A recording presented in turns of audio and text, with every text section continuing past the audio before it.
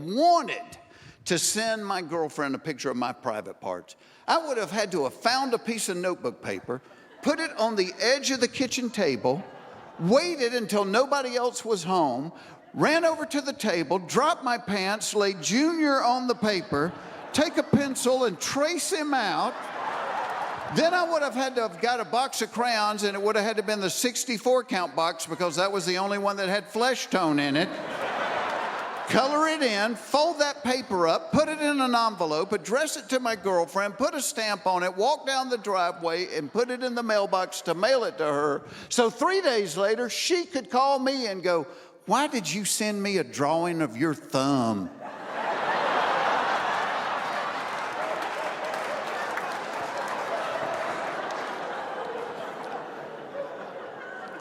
Just not the sexy effect you're looking for. One of the things I missed the most during COVID was this, being on the road. I love to travel.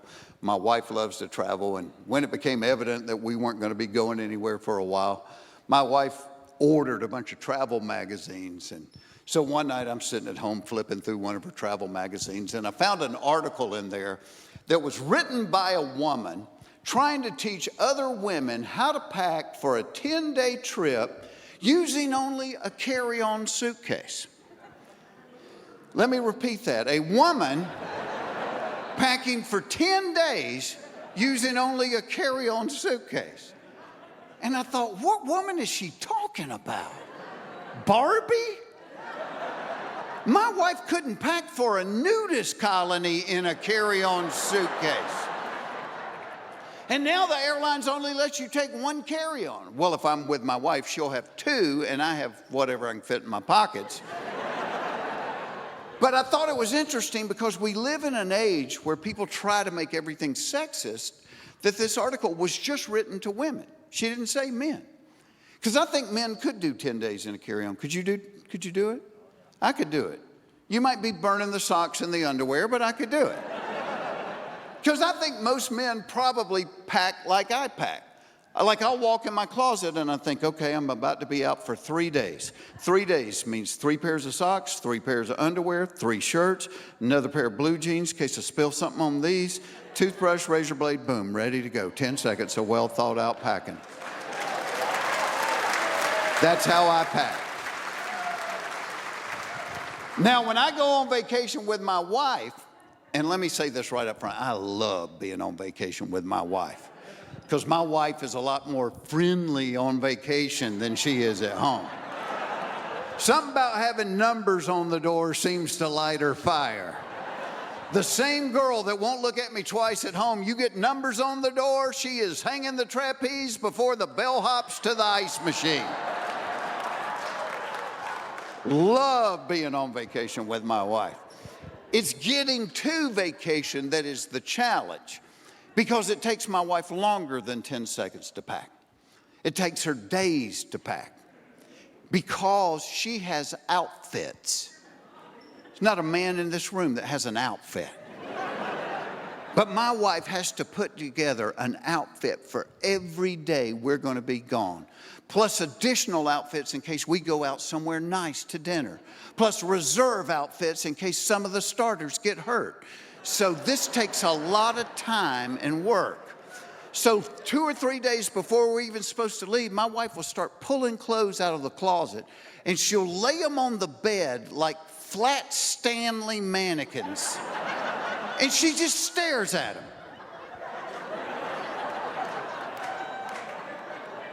Sometimes she'll call me and, "Come here, I need your help."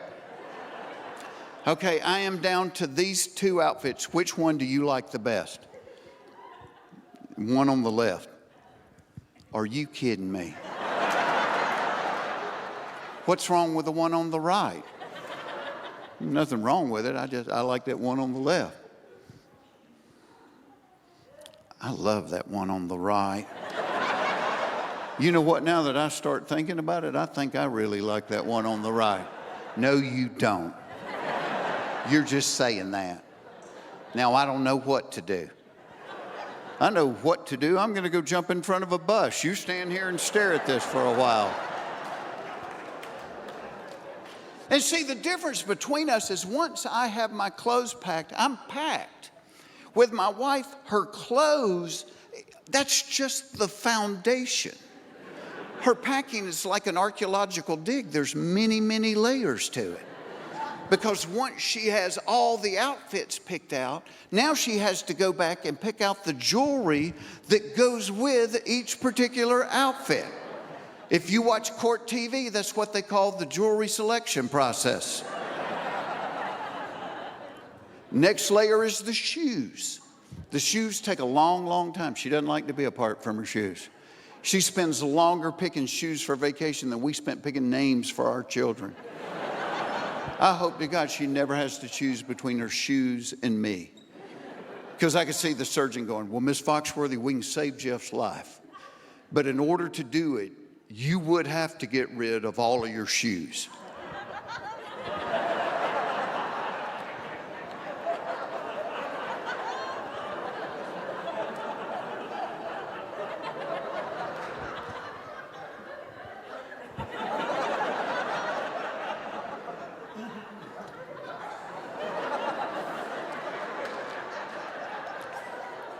He said he wants to be cremated.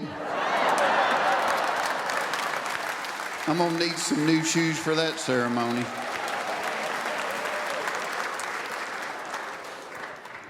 Next layer is the electronics. Because one time we went on vacation and the hotel didn't have a hairdryer. So now my wife never packs a suitcase without packing a hairdryer. But she also packs a hair curler and a hair straightener. I'm like, don't they cancel each other out? Then she will pack that lighted makeup mirror where one side has 12 times magnification. Nobody needs to look at their face magnified 12 times. At 12 times magnification, a wrinkle looks like an irrigation ditch. A blackhead looks like a manhole cover. And God forbid she find a chin hair. Trust me, you're not getting a girl out the door that sees something on her chin that looks like the anchor rope to a battleship. Do you know I have never, ever looked at my face in the 12 times magnification mirror? Okay, to be totally honest, a couple of times I did get out of the shower and pause in front of it just for a minute.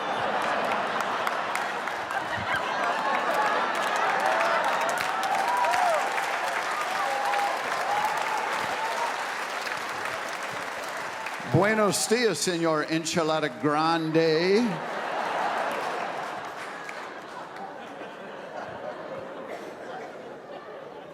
Next layer for my wife, it's a total feminine phenomena. It's the just-in-case layer. Like she'll always pack a little raincoat and a travel umbrella just in case it rains. I'm like, baby, I checked the forecast. There's less than a 5% chance any day we're going to be there. Okay, fine. I don't know what you're going to do if it rains. Like I do, I'll probably go back inside. She'll always pack a sweater or a light jacket just in case it gets cold at night, as it so often does in Orlando in July. Anybody else have a wife or girlfriend that does this one? My wife will pack like a collapsible, soft-sided suitcase inside of the hard-sided suitcase. People pointing at each other. Just in case I buy something while we're there. And if you're a gambling man, take the over on my wife buying something while we're there. And I have never looked inside the collapsible suitcase, but I'm willing to bet there's a smaller collapsible suitcase inside of it. My wife always loads up a gallon Ziploc bag full of medicine just in case somebody gets sick. One time I was playing in Buffalo. It was like February. They had snow up to here. I had a little bit of a headache. I go unzip the medicine bag. We've got malaria pills. Thankfully missed the great malaria outbreak in Buffalo that winter. And I tell her, I say, baby, I love you to death. I said, this is where your packing just starts getting out of control. So the last time we were getting ready for vacation, I walked in the bedroom. I caught her rooting through my suitcase. She pulled out a 5-pound bag of oats. She's like, uh-huh. She goes, what is this for? I said, oh, that. I said, that is just in case the 2 donkeys we're going to need to carry your luggage get hungry while we're gone.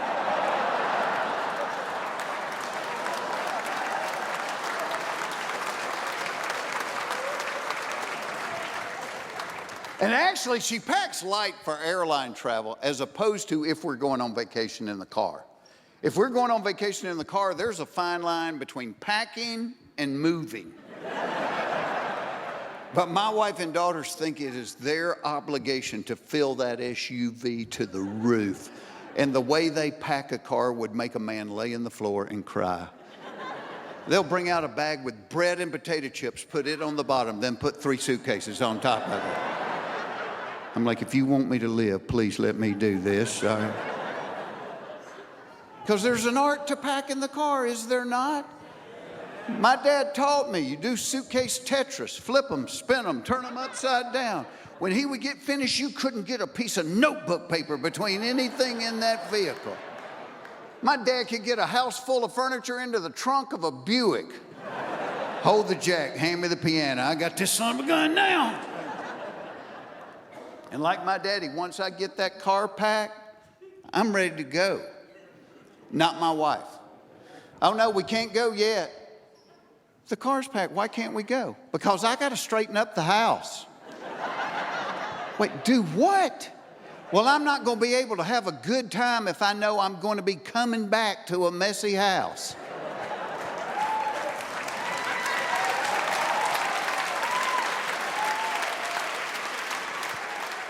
Well, why didn't you straighten it up the last couple of days? Because I had to pack. Which in a nutshell is why men die before women. Because we want to.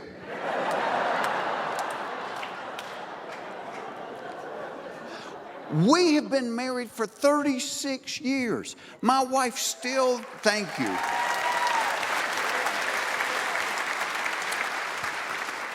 She still doesn't understand that my primary objective when going on vacation in the car is to get to wherever we are going in the shortest recorded time in human history. That's all I'm trying to do.